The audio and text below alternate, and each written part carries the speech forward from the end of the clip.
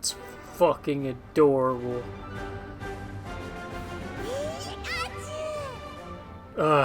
This game is too fucking cute to handle.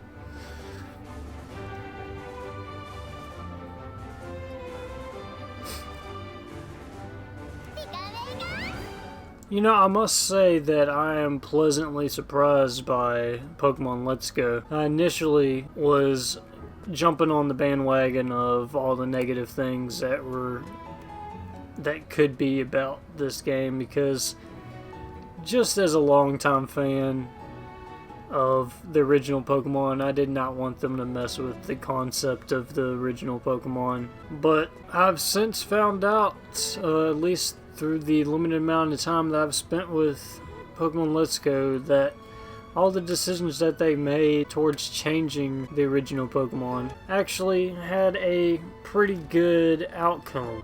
I say pretty good. It's actually very well polished. It's a really polished game, and pacing is fantastic. The thing I get from Pokemon Let's Go is overabundantly Nintendo going back to Pokemon Yellow, and they've been given a task of, let's recreate Pokemon Yellow except in the current day, and try to fix everything and act like Pokemon Yellow never existed, and go back in time, and with all the current gen technology, just make a Pokemon Yellow. That's what this feels like. Because yes, there's no wild Pokemon encounters, but at the same time, you can see all the Pokemon, which is really cool, and they're not set. So if I stand here, different Pokemon will come out of the bushes over time. So I could just stand here for 30 minutes and just different Pokemon will come out of this bush. And sometimes they'll chase after you, and sometimes they won't. But you can choose who you want to go against. I don't have a Caterpie, so I'm gonna get this. The catching actually feels really good. I know people have been talking about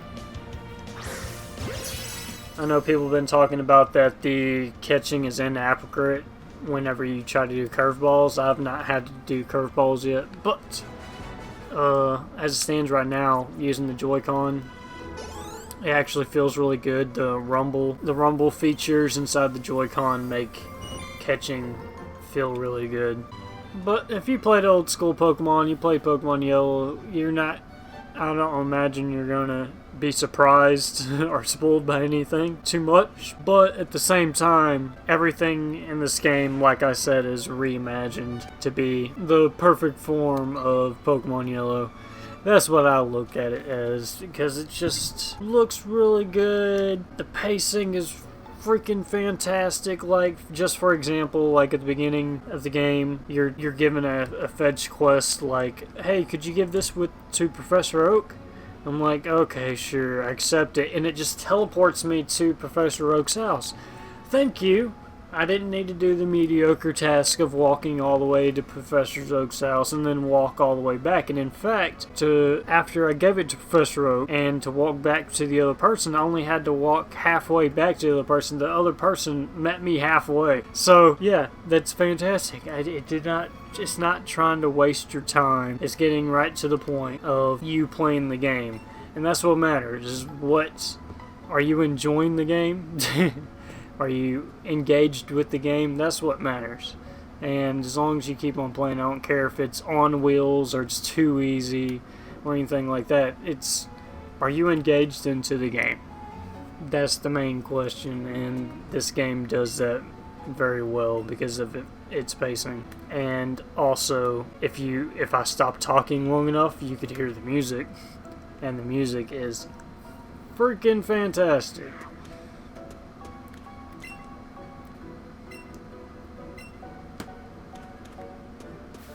Oh shit.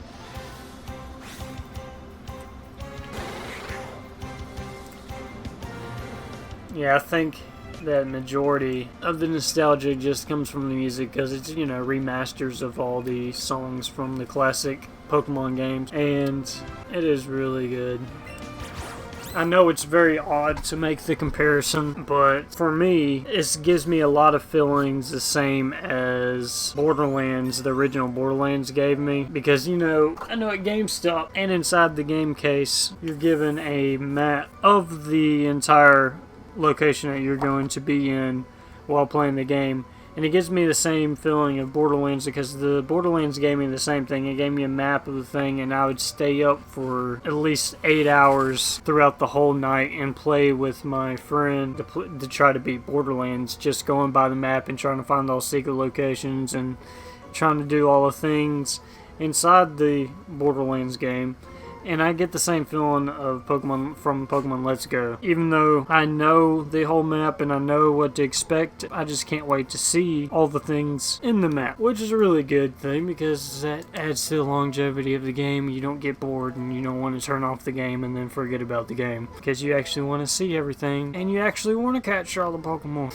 And adding tiny and large and shiny and Alolan, I'm sure I'm saying that wrong, Alolan Pokemon to the mix spices it up just enough to where you don't mind grinding smaller Pokemon because you might find little ones like this and they're freaking adorable.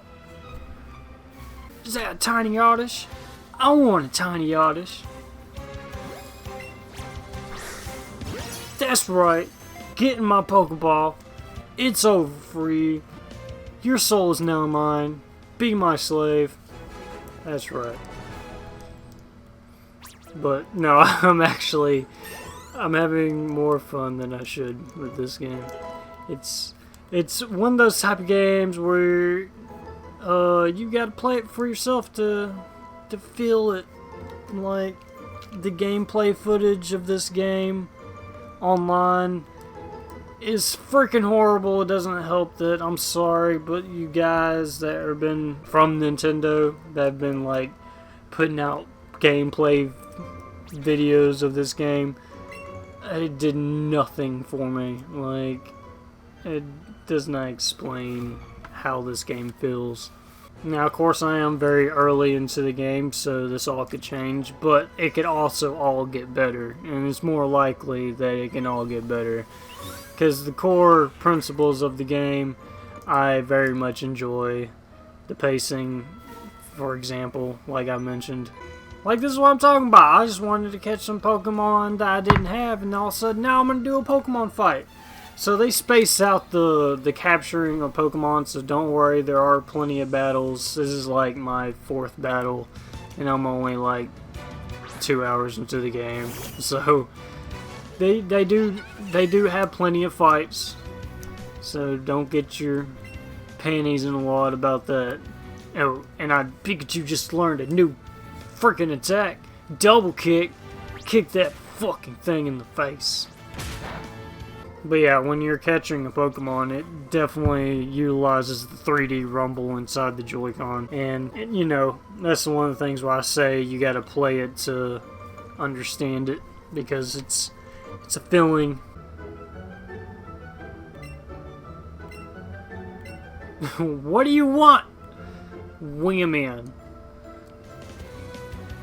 But anyways, I'm going to wrap up this video before I get too sucked into this game because I've just lost trance and just have been staring into the game, enjoying this game. So I'm going to go back to enjoying this game, and if you don't want to enjoy it, then that's on you. But as for me, I'm going to go back to catching some Pokemon. Alright.